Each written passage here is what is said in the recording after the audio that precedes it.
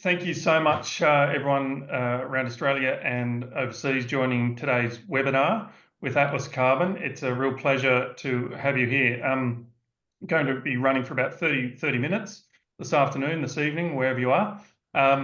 If we go over a little bit, not a problem at all. But my name's Col Phelan from Atlas Carbon. Happy to have Bart Davidson here, Chief Grazing Officer for Atlas Carbon and Maya Grazing, and Felicity Wheelwright, the star of the show from Roslyn Estate. What's your first words of wisdom, Bart, for this session? It's lovely to be here. It's lovely to be talking to Felicity. Good stuff. Felicity, thanks for joining us. No problems at all. Thanks for having me.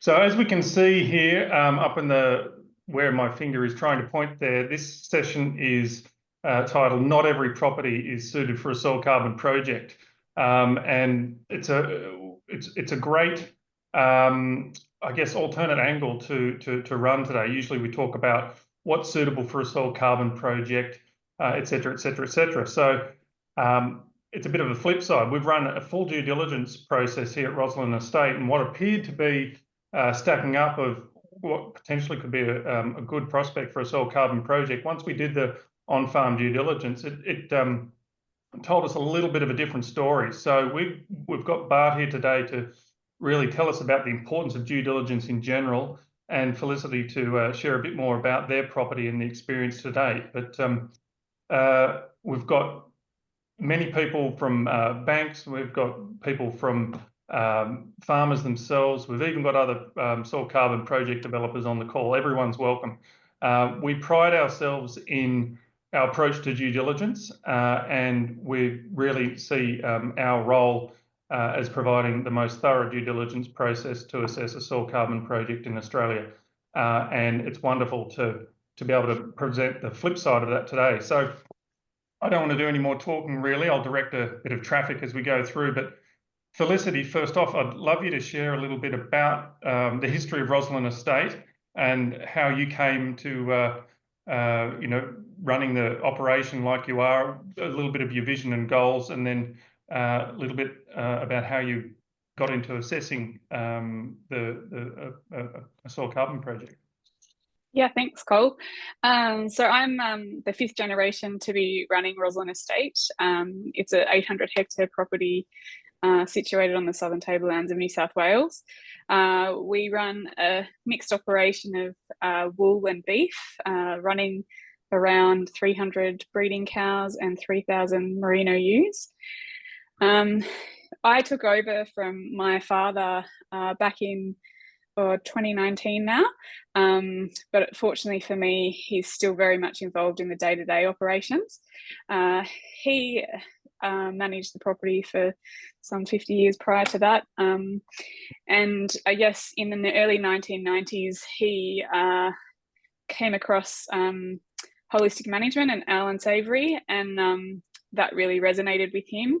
And so the property's actually been managed under holistic management principles since the 90s. There's been significant, when the property was first purchased, there was it was pretty much bare land, and so the other thing that Dad's done is plant a whole heap of trees. So 17 kilometres of tree lines have gone in over that time, and a real focus on rotational grazing and trying to improve the way that we manage our pastures. And I guess me taking over from him, I just want to continue down that path, but also I guess I was looking at ways that we can really boost the productivity of the property. So I'm currently working on projects around getting reticulated water across the rest of the property. We had it over a third of the place, and we're looking to invest in putting it across the rest of the property so that we can really, I guess, more intensively graze pastures and utilise the grass that we have. I'm subdividing paddocks, so looking to subdivide a lot more paddocks, so going from around 73 paddocks up to 120. And the other thing that I guess I was looking at through all of this was what other opportunities are there for us. And part of that, I guess, was that soil carbon was something that has obviously come up recently. And given that the projects that I'm looking at delivering on the property certainly would fit within soil carbon project guidelines. I wanted to understand whether there was any benefit to me and the property to engage and perhaps go into one of those projects. And so I guess that's where Atlas Carbon came into play. I am a Maya grazing customer, and we utilize it every day for our management of our livestock. And so I knew a little bit about Atlas. I also had a few people that I know had engaged Atlas and had really good experiences with them. And I also felt that having Bart on board, I mean, Bart's knowledge in the grazing and the agronomy space, I saw value in that as well, in terms of engaging with Atlas Carbon to do the assessment and to understand whether a project was viable. I guess I'd like to stipulate that I actually wasn't looking at a soil carbon project solely as a different stream of income. I was actually more just looking at it as to whether, by doing the projects that we were doing, by signing up to it, whether it gave me an opportunity later on down the track.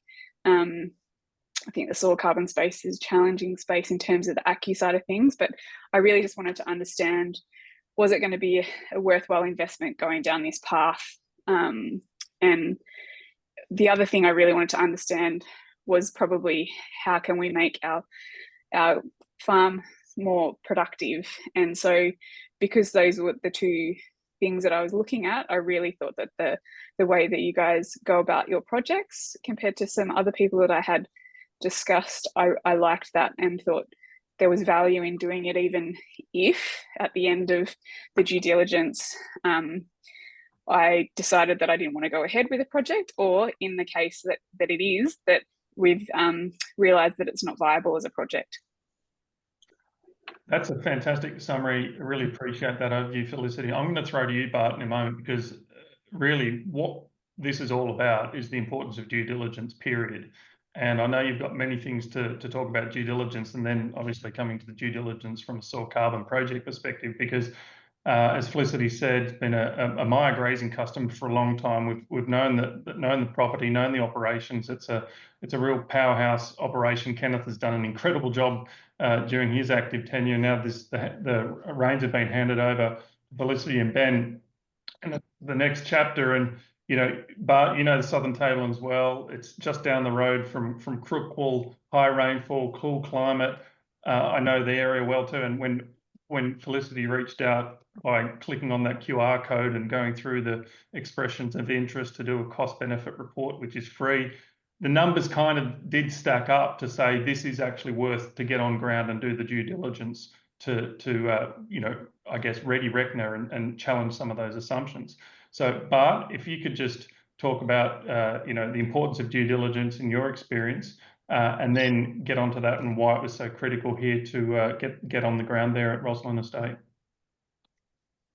Yeah, thanks, Cole. I think I do need a minder to keep me on track here, because this is a big subject. It's not one that we're going to do nearly enough justice to in time that we've allowed here. And just listening to you there, Felicity, it really reminds me of how all this hangs together and how ironic it is in terms of the mix of, at the end of the day, you mentioned some things there that are critical to the whole deal. It's the intersection of soils, pasture, livestock, and people, and then production. And maybe it's a carbon project, maybe it's a biodiversity project, maybe it's natural capital in some other form, maybe it's just a philosophy that or a discipline or a set of habits that arrive at a better place down the track, because that's how you want to run the farm, and the farm is the sum of all of those things. And it's just ironic that we intersect with a lot of good people, a lot of good livestock, a lot of good soil, a lot of good pastures, and then everything in between.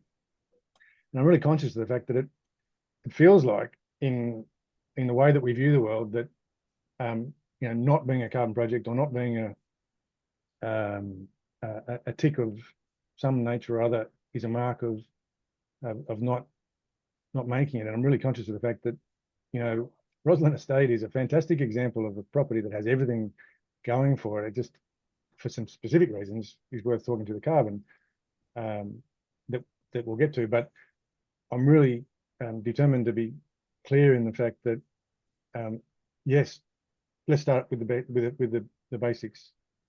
You know, what you call it due diligence, Cole. Yes, I guess it is due diligence to think about taking on something with the framework of an assessment. You know, however you want to frame that, as we do and others do, I'm sure.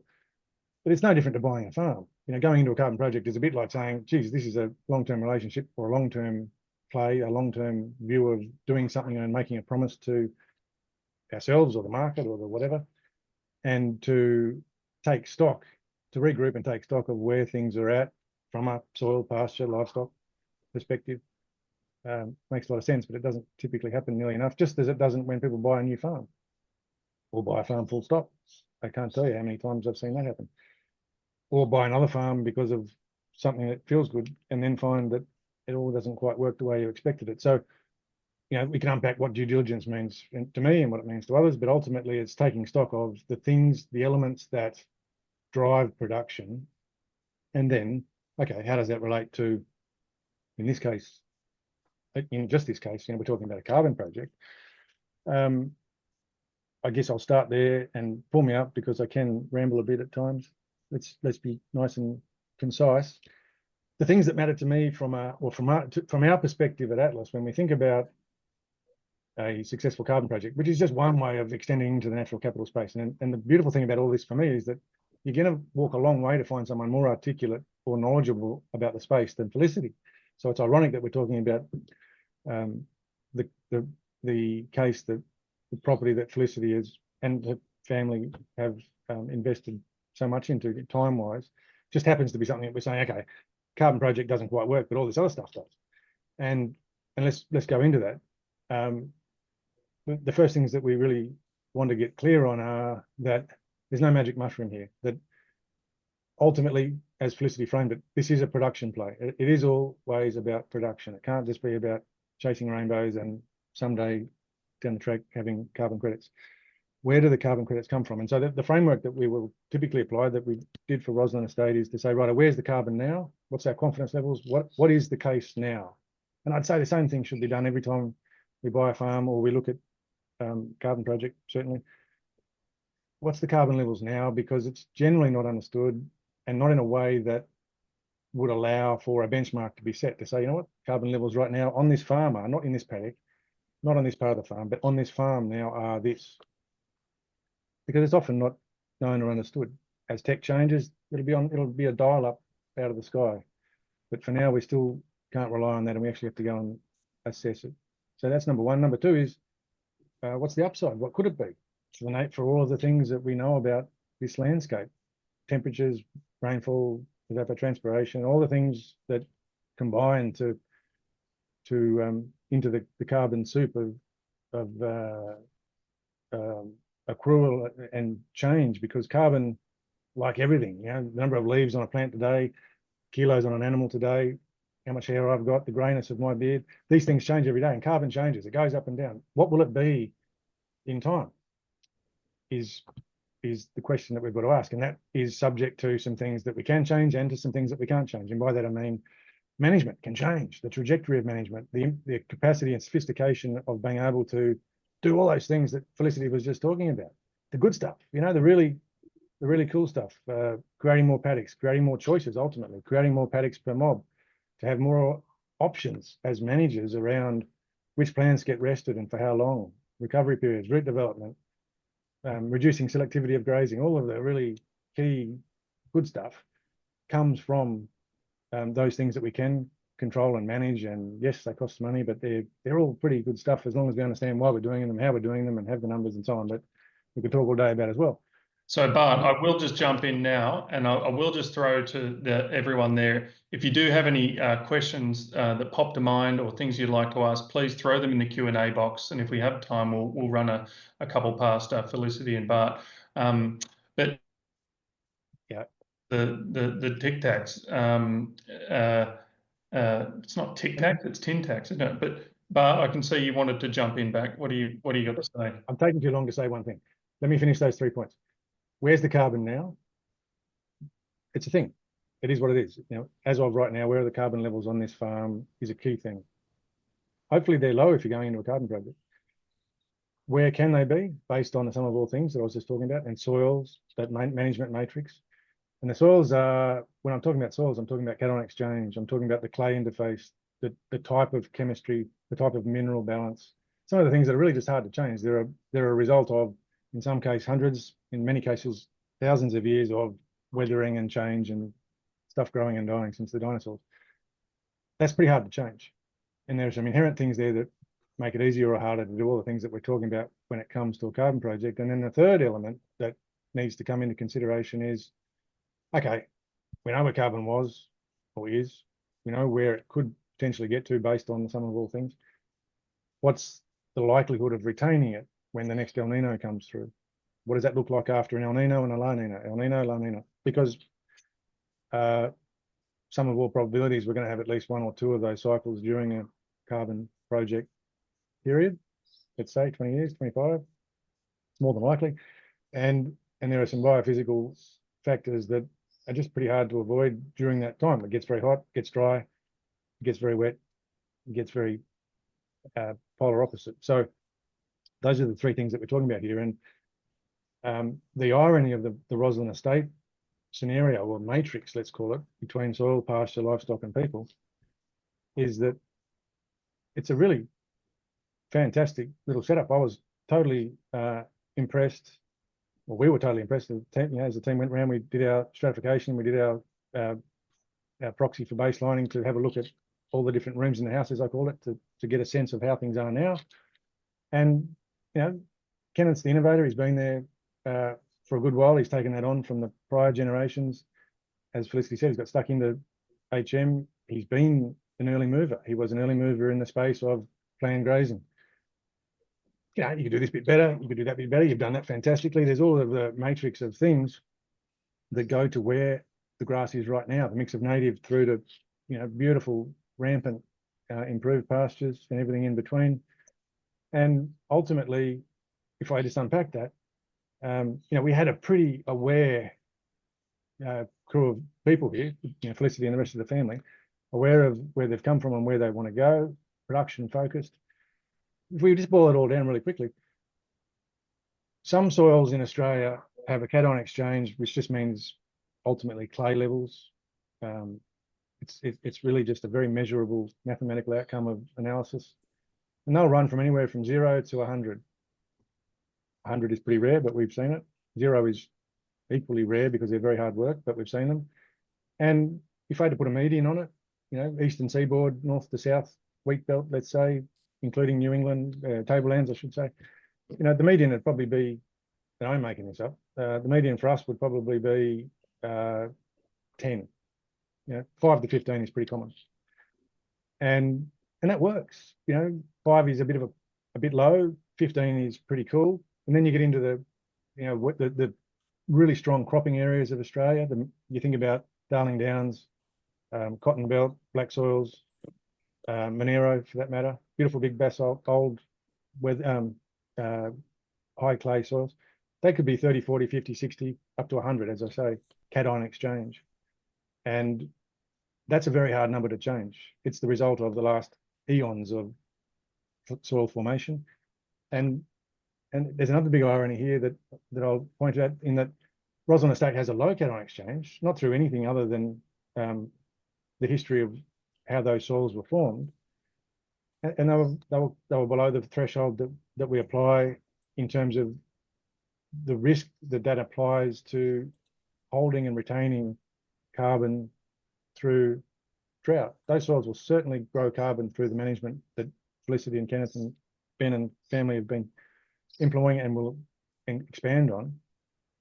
But to put a contract on that and a future price and a promise to the market and yourselves that we're going to have a focus on that on top of everything else, when in reality it could be hard work, is risky. And so the focus remains on productivity, doing all of the things that improve productivity, because it can be improved. There's no doubt that a stocking rate increase, improvement in the refinements, let's say, in the grazing patterns that are in place at the moment, because they're already pretty good, right? So if we go back to those three things, a lot of words in a short period of time here, Carl, so pull me up if I need to stop. But carbon levels now on Roslyn Estate are pretty good. They're a bit above where they need to be for the overall matrix of soil that farm has. The upside is therefore a little bit more limited. And were there more cation exchange, you could still get through and you could still make that work because there's still a risk reward on the production play. And with the cation exchange where it is on average, which was in the 2s and 3s, which is a really low cation exchange, it's not good or bad. It's not a reflection of people. It's actually, if anything, it's a fantastic reflection of people. And I haven't said this to Felicity, but I can tell you right now, people who farm cation exchange soils of 2 to 3, 4 or 5, you put them in a soil with a cation exchange of 15 to 20, they wipe the floor. You own the neighbourhood because you've got the capacity. You've become normalised to sensitive country. You've got the ability to move with seasons more adroitly than other people do. You take someone that's come off, it's a bit old and a bit fat. They've had a good time. They come off a cation exchange of 20 or 30 or 40. They've made plenty of money. They've run the farm down a little bit. You take them to Roslyn Estate or any of the tablelands areas that are higher, more weathered, a little bit older, they wouldn't be able to achieve nearly the productivity that Kenneth has been and that Felicity is undertaking.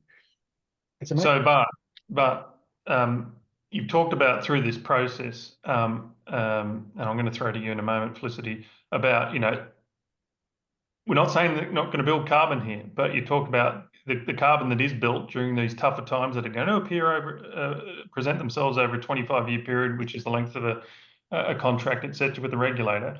You're going to need to use the carbon that you have built as a handbrake to get through those times. Now, I think that it's a pretty good analogy, I feel. Do you want to just flesh that out a bit for people on the call?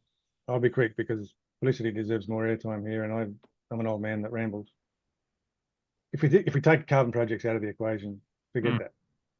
If you think about the landscape and the ecosystems that we're in when we have a combination of soil, pasture, livestock, and people, it's all about that intersection and growing grass. That biomass production ultimately produces thatch and litter and residues and good stuff, carbon. Now, as the systems evolve through dry times, wet times, hot times, cold times, everything in between, one of the easiest ways to think of it, and I'm probably getting technical, is carbon to nitrogen. Everything is my gut, your gut, the animal's gut, the breakdown of legumes versus the breakdown of grasses. It's all about the proportion of carbon to nitrogen, and carbon is the carbohydrate, it's the energy source. And so when soils store carbon, they're essentially building up a carbohydrate source for later on,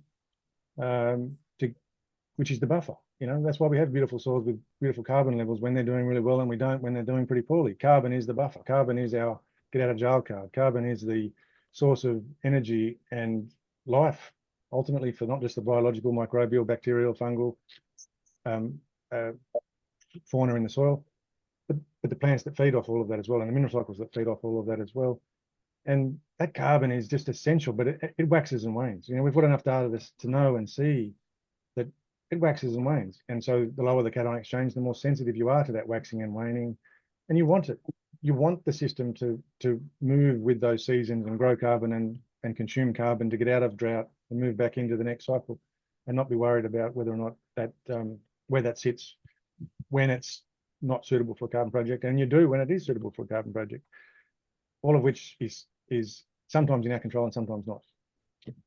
So Felicity, with the process, obviously we ran that very high free cost benefit analysis, which said, okay, this is worth a closer look. We've done the closer look, which, I know the farm visit was middle of winter last year, about 6 or 8 weeks later or so forth, we've done the full analysis, the soil, the labs on the soils, on the pastures, etc., come back with a series of recommendations, etc. And in this case, we made the decision that we didn't see it as a viable soil carbon project. But what do you actually see the results from that analysis to support the production gain, which is clearly being invested in very heavily going forward? What did you gain from the process? How is that informing, I guess, the infrastructure plans and so forth that you're absolutely going hammer and tong at the moment?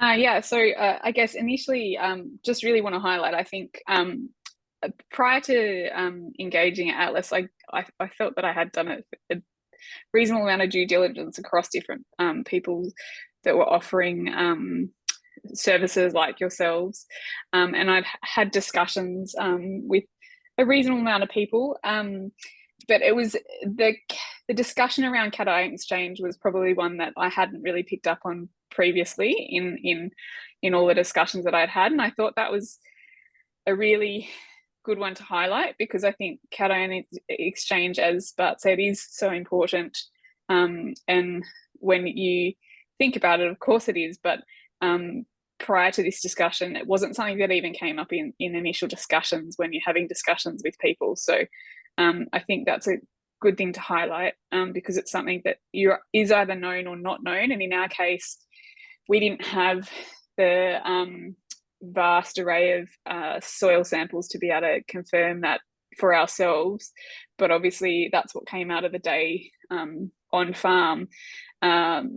The value that we got out of the soil tests, one, because they were, they were carried out across the operation to be able to get all the different stratifications captured, has been really valuable. And I think obviously soil testing at the best times isn't the cheapest thing to be doing all the time, and especially to the 60 centimeters that we did. I really think that they were really valuable tests, and it's really good for us to have that as a baseline now, going forward with the things that we do. And the other part was just having Bart and Raf there for the day. I think it was really valuable, just the discussions that we had as we were going around the property. We really, I really felt that we got value out of that, and I think also the generational side of things. Dad's extremely knowledgeable in his space, and has and he did soil science at university, whereas I'm coming at from a bit of a different angle. I've done business at university, and my soil knowledge isn't as good as his, and so engaging with people on the day that had a really good knowledge of soil science, I think, was really valuable, and certainly do value that in what Bart has to offer, and also that Bart's background in terms of the fact that he's, an agronomist, but he also has experience in different ways of managing farms in terms of, organic ways, or looking at soil compost and those types of things. I think they were all of value to us because they're things that we've looked at and considered.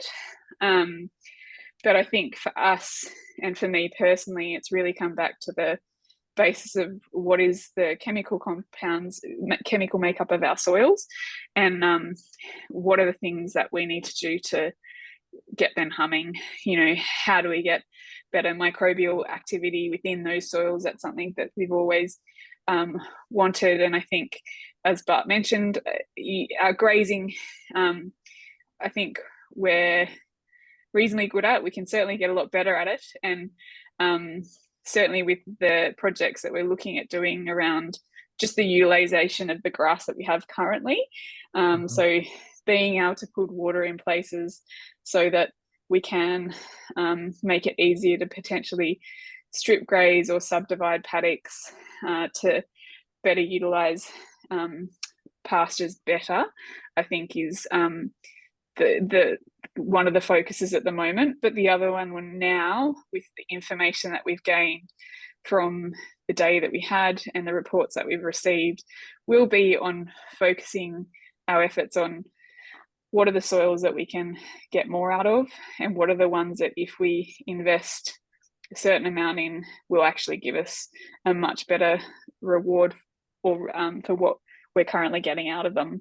And so I guess for me, our focus is certainly the two projects around the subdivision of pastures and the water reticulation. I guess we're already in Trant a little prior to engaging you guys, and in the sense that I really saw value in those projects. We've got some paddocks that we do subdivide with electric fence, and we do see value in making those more permanent fences, just to utilise them a lot better. And obviously from a labour perspective, yes, it's a big investment to invest in fencing infrastructure, but I think going forward, the other focus for me is labour is obviously an expensive component in any operation these days, and so anything that you can do to reduce that labour component is, I think, of value. And I think the way that we're subdividing paddocks, the way that we're realigning fence lines and things, I think I'll certainly see a reduction in our labour through that as well. But the other focus definitely will be around our soils and how do we improve those, and what are the things that we need to. Bart and I've already had kind of discussions around, you know, the application of lime in certain areas, and obviously phosphorus will be another one, but knowing which ones to do first and knowing which ones are going to give you the best bang for your buck, I think is all part of that. And obviously need to continue to have those discussions going forward, and that's a different discussion, but they're kind of our focus areas from the outcomes of what we've had under this report that we've received. A couple of thoughts, Cole? Yeah, jump in, Bart. It's good stuff, right? Because, you know, these are things that, these elements that Felicity's talking to, there are not uncommon. They're really very common. And what strikes me is that we all do it. We become normalized to what's around us. We become normalized to the boundaries that we've experienced over the last however many years that we've been doing what we've been doing on the farm.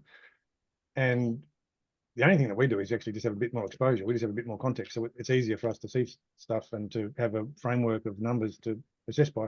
And by all that, I mean, on any given farm, everything that we just talked about is generally going to be the case. There aren't some farms that are perfect and then other farms that are terrible. Every farm has a perfect and a terrible. You know, every farm has a good and a poor. Every family has a mad uncle and a beautiful sister, right? So the farm is, the management of that is typically blocked out. We become blind to it. And all we've done is actually just flush out, okay, there are three guiding principles here that I'd like to go by. One is, let's utilize better what we already have. You know, before we go spending money on other stuff, let's just do better the way we graze the grass that we've already got. And that generally will lead to improvements in productivity and ultimately carbon. The trajectory that Kenneth and Felicity have been on for some period of time has done that, not on all the farm, but certainly on good chunks of the farm. They've got that recipe and mechanism in place for, you know what, we're getting good at harvesting the grass. And so it's ironic because other farms are mostly poorer at that as a general rule. They're much earlier in their trajectory or you know, a movement into getting a good handle on utilization of grass. So utilization, then go to quantity, and then go to quality. You know, over our lifetime as a business, that's the way that we've been approaching this. Get really good at grazing, exhaust that, then look to how do we grow more before we start throwing dollars around on seed and fert and chemical and all the other stuff that we love to do. Because generally speaking, people will go and grow more grass and then not know how to harvest it. That's not Kenneth and Felicity's problem, and Ben. They've become better at the grazing, and so there's always more. There's always rooms of the house that we've forgotten about because we just forgot about it. And that's part of what Felicity's talking about. They're bringing them in so that they're the same as the front of the house. You know, they're cranking as well.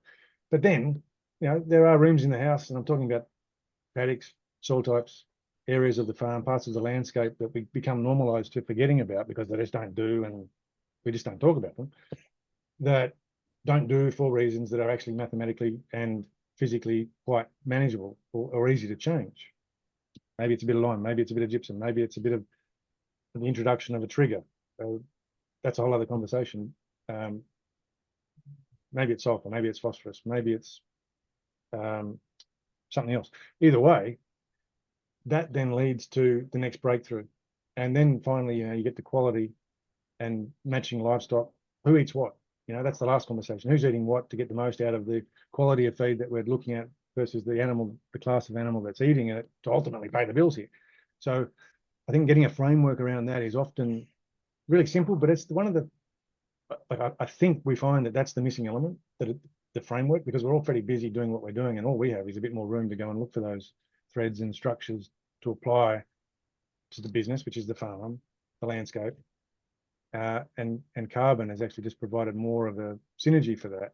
But it's always been there, and it always will be. And it's the thread, as always, must go back to production, and that's where the focus of this began. It's a great summary, Bart, and we are at time, everyone. But just in the last minute or two, there have been a couple of questions that have come through in pretty high level questions. Does low rainfall impact soil carbon projects? Yes, it can, but it's a typical response from a consultant. I guess it depends. But we do look at a typical rainfall band of sub 400 mils is something that you've really got to look very hard at. The other biophysical characteristics and management that may make it possible. Another one was, Bart, a little bit one for you. Farms with high sheet limestone and loose limestone, are they able to do soil carbon projects? I guess I'll throw to you, but there's some complexity there, but it's obviously contextually specific as well, right? Yeah, I think honestly, limestone's lovely. Limestone with red earth, as good as it gets. But how does that relate to carbon? That's the detail. But ultimately, and the rainfall question too. Carbon comes from biomass. Biomass comes from rain intersecting with soil and temperature and the environment, and then we intersect with it. Felicity intersects with it through the animal. The decisions around how we graze it, generally speaking, because we're talking here about grazing systems versus cropping systems. The conversation shouldn't be around rainfall. Is it this or is it that? It's all about a system of production in a landscape, cycling biomass through the intersection of those things that we've been talking about. And generally for us, it means grazing and people making good decisions and doing it better. And then having a system that allows for the retention and capture of that through decades because of the biophysical stuff. There's going to be no end of difference between this farm and that farm, this paddock and that paddock. Even with it, there's just as much change within or variation across a farm as there is between farms. It's all about contextual, understanding the information that we need to make those decisions. But yes, you can have carbon projects on farms with limestone. Absolutely. We love limestone, as long as there's other stuff as well. As Bart says, there's as much variation in one paddock as between farm to farm. So the easiest way to engage on some of those more detailed questions is click on that QR code, go through the expressions of interest to run a cost-benefit analysis, and we'll be able to get into some detail with you. It doesn't cost anything to be informed and to get some feedback there.